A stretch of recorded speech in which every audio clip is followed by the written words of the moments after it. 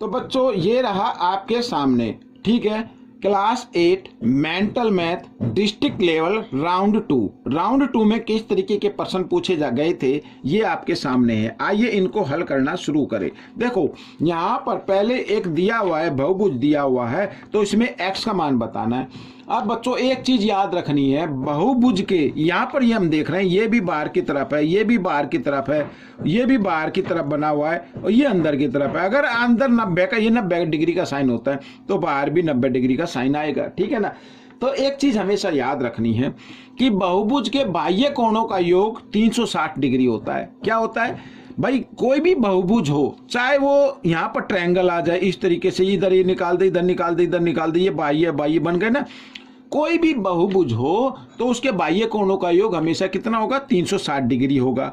अगर हम इन सब को जमा करके यहाँ 60 डिग्री और यहाँ पर ये 90 डिग्री और ये x डिग्री, अगर इन चारों कोणों को हम जमा कर दे तो 360 आना चाहिए, ठीक है। बाह्य कोणों का योग कितना होता है, किसी भी बहुभुज में बाह्य कोणों का योग 360 डिग्री होता है, चाहे वो चतुर्भुज हो, त्रिभुज हो, पंचभुज हो, षष्ठभुज हो, कोई भी हो। तो याद रखना जितने भी बाह्य कोण होते हैं उन सब का योग कितना होगा, 360 डिग्री होगा। अब क्या करना है, इन सबको जमा करके इधर ले आना है, ठीक है ना।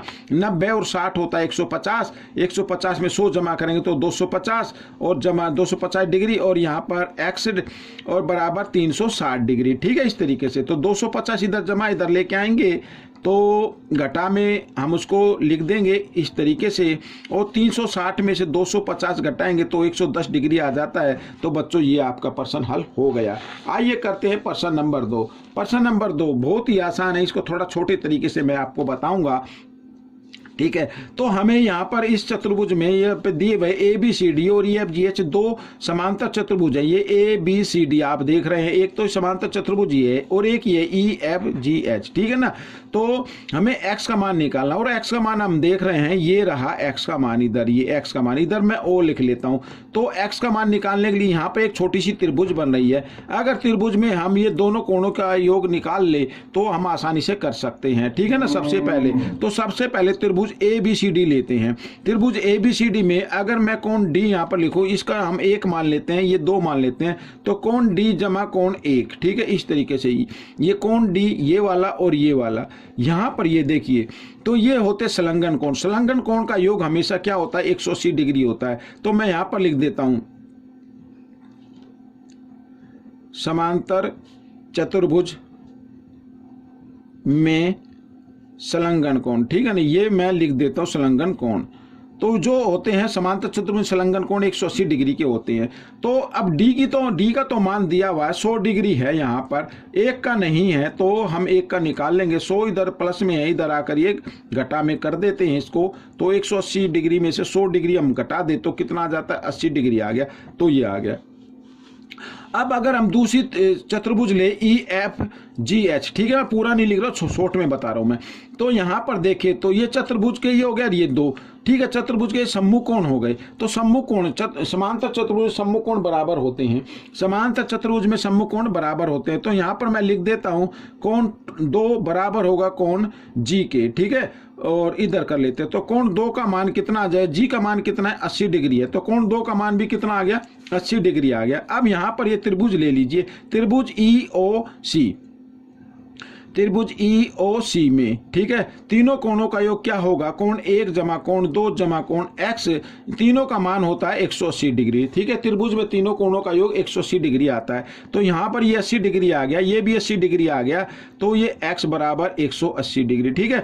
80 और 80 होता है 160, 160 इधर जमा का है, बराबर के निशान से इधर लेके आएंगे तो ये हो जाएगा घटा में। तो 180 में से 160 अगर हम घटा दें तो बच्चों आ जाता है 20 डिग्री। तो x का मान क्या आ गया, 20 डिग्री आ गया। आइए करते हैं प्रश्न नंबर 3। तो प्रश्न नंबर 3 क्या कहता है, देखो समांतर चतुर्भुज ABCD में समांतर चतुर्भुज दिया हुआ है और EC की लंबाई दी हुई है, साथ ही EB की लंबाई भी दी हुई है, यहाँ पर ये आप देख सकते हैं। और 3AC यानी ये AC है इसका 3 गुना और ये BD है इसका 2 गुना, इनका योग क्या होगा ये हमें बताना है, ठीक है। तो समांतर चतुर्भुज की जितनी भी प्रॉपर्टी होती हैं वो आपको याद होनी चाहिए। एक प्रॉपर्टी होती है कि समांतर चतुर्भुज के विकर्ण जो होते हैं वो समद्विभाजक होते हैं, ठीक है। यहां पर मैं लिखता हूं, हम जानते हैं हम जानते हैं कि समांतर चतुर्भुज के विकर्ण एक दूसरे पर समद्विभाजित होते हैं। ठीक है, ये मैंने लिख दिया छोटा सा, समद्विभाजित होते हैं। तो इसका मतलब क्या होगा कि इसका मतलब होगा ए ई बराबर होगा EC के, और ये EC तो दिया हुआ 4.5 सेंटीमीटर के। अगर हमें AC निकालनी है तो EC की क्या हो जाएगी, वो EC की क्या हो जाती है, डबल हो जाती है। ठीक है ना, यानी 2 गुणा 4.5 बराबर आ जाता 9 सेंटीमीटर। तो AC की लंबाई क्या होगी, 9 सेंटीमीटर होगी, या आप जमा भी कर सकते हैं 4.5 जमा 4.5 तो 9 हो जाएगा। ठीक है, इसी प्रकार अगर हमें यहाँ पर BD की लेंथ निकालनी पड़े तो वो क्या होगी, वो होगी BE की डबल हो जाएगी। ठीक है ना, BE की डबल हो जाएगी।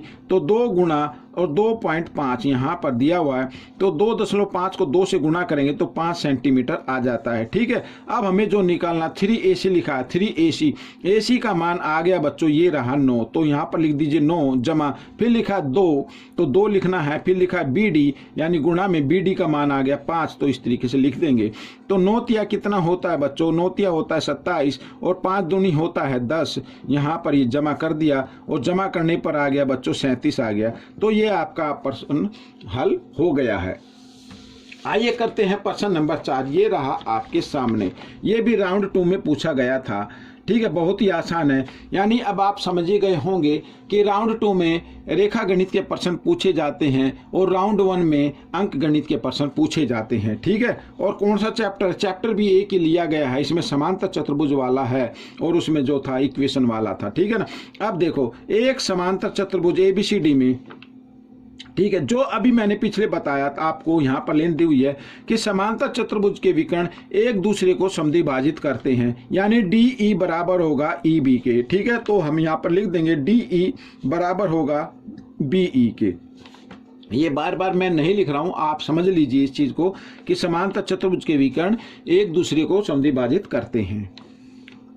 तो DE है y घटा 7 और BE है 3, तो y का मान निकालना है तो 3, ये घटा 7 इधर आकर ये जमा 7 हो जाएगा।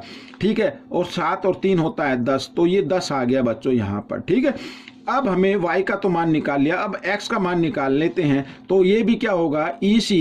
ठीक है, EC बराबर होगा AE के। ठीक है, यहाँ पर तो EC की लंबाई कितनी है, EC की लंबाई है x घटा 3 और बराबर AE की लंबाई है 2, तो बराबर होंगे क्योंकि समद्विभाजित करते हैं।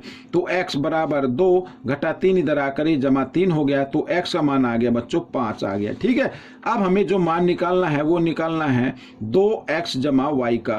तो 2x का मान कितना आया 5 और जमा y का मान है 10, तो 5 दूनी 10 और जमा 10 बराबर होता है 20। तो बच्चों ये आपका मान आ गया। ठीक है, 20 सेंटीमीटर लिख दो, या डिग्री तो नहीं है ये, तो या इकाई लिख सकते हैं क्योंकि इसमें नहीं लिखा हुआ है सेंटीमीटर वगैरह, तो इकाई लिख देना। अगला प्रश्न भी कुछ इसी तरीके का है। अब बच्चों एक प्रॉपर्टी ये होती है, समांतर चतुर्भुज ABCD में x का मान ज्ञात करना है। एक प्रॉपर्टी ये होती है कि समांतर चतुर्भुज के जो सम्मुख भुजाएं होती हैं वो भी क्या होती है, बराबर होती है, यानी AB बराबर होगी CD के। ठीक है, समांतर चतुर्भुज की सम्मुख भुजाएं। तो यहाँ पर 3x जमा 22 बराबर 5x जमा 8, इस तरीके से। तो 5x को लेके आएंगे इस तरफ, तो ये हो जाएगा घटा का, और ये 8 और 22 इधर जमा में इधर आकर ये घटा में हो जाएगा इस तरीके से। ठीक है ना, तो 5 में से 3 घटा दीजिए तो घटा 2x आ गया, और इधर 22 में से 8 घटाएंगे तो कितना आएगा 14 आ जाएगा बच्चों। वो भी घटा का आएगा क्योंकि बड़े नंबर के सामने घटा का निशान है। घटा से घटा का निशान काट दिया, x बराबर 14, 2 इधर गुणा में था, इधर आकर ये भाग में आ गया, 2 से इसको भाग दे देंगे, 2 एकम 2, 2 सत्ते 14, तो x का मान आ गया बच्चों 7, जो कि इसमें दिया हुआ था, पूछा गया था। ठीक है, अब राउंड 2 का जो आपका ये क्विज हुई थी उसका आखिरी प्रश्न हम देख लेते हैं। ये भी बहुत ही आसान है। देखो समांतर चतुर्भुज के यहाँ पर x का मान निकालना है और यहाँ पर ये सम्मुख कोण दिए हुए हैं, हम जानते हैं समांतर चतुर्भुज में सम्मुख कोण क्या होते हैं, बराबर होते हैं। तो दोनों को बराबर रख लीजिए। तो 2x जमा 40 डिग्री बराबर 3x जमा 20 डिग्री।